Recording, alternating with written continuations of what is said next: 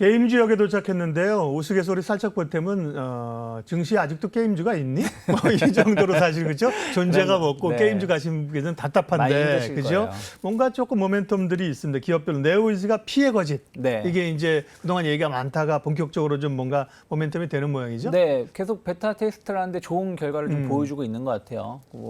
그 베타 테스트 참여했었던 분들의 반응도 나쁘지 않고 상당히 좀 기대감을 좀 보여주면서 네오이즈 지금 전체 게임주들의 흐름들이 좋진 않은데 우상향 기조를 이어가고 있는 게 네오이즈가 좀 우상향 기조 이어가고 있고요. 그리고 넥슨도 약간의 변동성은 있지만 그래도 좀 버텨주고 있는 모습입니다. 네. 나머지는 다 말씀하신 대로 저 바닥에서 네. 아직까지도 헤매고 있다라고 보고 있는데 네오이즈 게임즈는 원래 이제 포커라든지 뭐 고스톱 이런 부분들 웹보드 쪽에 매출 비중이 상당히 많았어요. 이쪽이 안정적인 매출을 보여줬는데 다만 이쪽에 성장 모멘텀이 좀 적었죠. 그래서 이제 MMORPG 쪽으로 해가지고 조금은 이제 공격적으로 투자를 좀 하려고 하고 있지 않나 판단하고 있습니다. 그래서 피해 거짓 개발사를 이번에 인수를 좀 하면서 새로운 캐시카우를 좀 만들 수 있다라는 어떤 기대감. 만든 게 아닙니다. 지금 기대감이다. 아직 정식 발매를 한 게 아니라서. 그래서 그러한 부분들에 대한 어떤 기대감들도 있었고 또 브라운 더스트라는 게임이 있었는데 이게 나쁘지 않은 결과를 보여줬었나 봐요. 그래서 이게 지금 시즌 2 지금 이제 공개를 앞두고 있는데 이거에 대한 어떤 기대감들도 네오이즈 게임즈에 대해서 주가를 조금 더 끌어올리는 요소가 되고 있지 않나 판단하고 있습니다. 네, 이런 모멘텀들이 이제 계속 있어야 되는 거죠.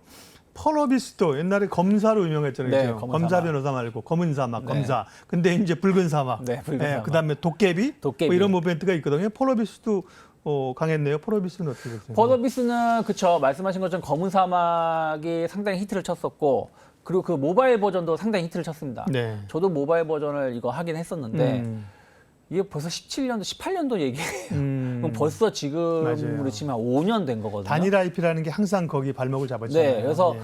검은 사막 시리즈로 PC 버전 또 모바일 버전으로 상당히 좋은 반응을 보여줬는데 그 다음에 이제 붉은 사막이 계속해서 좀 출시가 지연되고 있는 부분들 그리고 중국 판호 이거 정말 지긋지긋한 것 같아요. 예. 1년 넘게 그러게요. 검은 사막 모바일 버전이 중국 판호를 곧 받는다 했는데 아직까지 못 받았습니다. 저도 얼마 전에 알았어요. 지금 이제 또 대중관계도 별로 안 좋잖아요. 네, 그래서 예. 뭐 이런 부분들이 또 이제 발목을 잡으면서 주가가 잘 갈 듯하다가 잘 갔었죠. 엄밀히 따지면 도깨비에 대한 어떤 기대감들도 있었고 해서 2021년도까지는 주가가 흐름이 좋았는데 네. 22년부터는 좀 내리막길을 좀 보여주고 있지 않나 판단을 좀 하고 있습니다. 그래서 이번 어찌되었던 지금 이제 그 붉은 사막 출시에 대한 어떤 기대감들 그리고 도깨비도 어쨌든 이거 출시를 한다, 그러니까 준비 개발하고 있다는 얘기가 벌써 1년 반 됐기 때문에 내년에 대한 어떤 출시를 한다라면 말씀하신 것처럼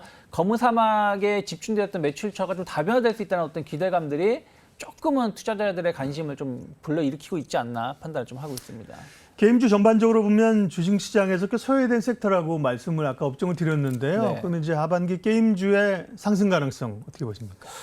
저는 아직까지는 게임주의 상승 가능성은 조금 보수적으로 예. 보고 있어요. 왜냐하면 이게 이제 신작 모멘텀이라고 우리 항상 말을 하고 있는데 제가 마지막 MMORPG를 해본 게 검은 사막 그 모바일 버전이 마지막이었어요. 예. 그리고는 MMORPG를 해본 적이 별로 없거든요. 물론 제가 이제 그 이후에 게임에 대한 관심이 좀 줄어든 부분도 있는데 많은 분들이 신작에 대한 어떤 기대감들이 있어서 시작을 했지만 기존 것만 못 해가지고 다시 기존 걸 돌아갔었던 부분들이 좀 있거든요. 그러다 보니까 NC소프트가 좀 버텼었던 부분들이 네. 그런 거였습니다.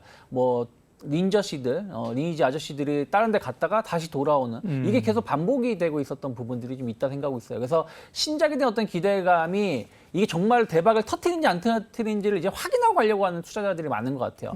최근에 그 컴투스도 신작을 발표했는데 상당히 기대감이 높았는데 주가는 뜨뜻미지근한 모습을 보여주고 있습니다. 그래서 이런 것들이 좀 아쉬운 감이 좀 있고 또 중국 판호에 대한 어떤 불확실성 이런 것들도 투자자들에 대한 어떤 리스크로 작용하고 있고요. 제일 큰 문제는 전 그거 같아요.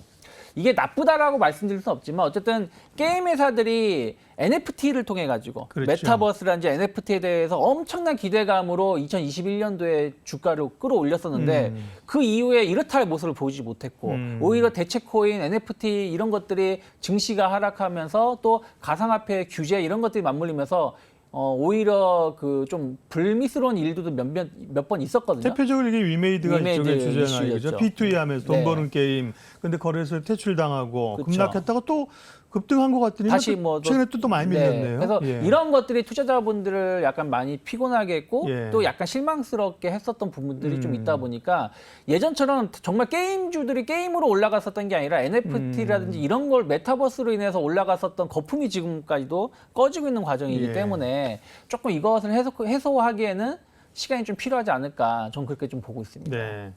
또 이제 시장에 생각해 봐야 될 게 투자자들이 뭐 재원은 한정적이잖아요. 투자할 수 그쵸. 있는 금액이. 네. 그럼 잘 되는 쪽 사실 많은데 그죠? 그쵸. 뭐 굳이 내가 게임 업계에 종사한다. 네. 혹은 게임 업계에서 나만 알고 있는 비밀이 있다. 그럼 몰라도 그렇지 않으면 굳이 가기 어렵다는. 네. 그러면 게임주 내에서는 뭐 지금 관심 가질 만한 종목은 뭐 만약에 있어요? 뭐 네. 추세가 살아있는 거 본다라면 네. 네오이즈가 아직까지도 신작에 대한 예. 어떤 기대감이 좀 있습니다만 전 전체적으로 봤을 때는 게임즈에 대해서는 아직은 네. 좀 마땅히 예. 공격적으로 투자할 만한 기업은 없다라고 보고 있고요. 네. 말씀하신 것처럼 지금 파닥파닥 뛰고 있는 섹터가 너무 많아요. 뭐 2차 배터리도 있고 2차 전지도 있고 뭐 자동차도 있고 그렇게 안 가던 조선주들도 요즘에 그러니까요. 소리 백고동 울리면서 가고 있는 거 아니겠습니까? 네. 그렇기 때문에 오늘 그 워딩이 좋으신데 백고동 팔딱팔딱.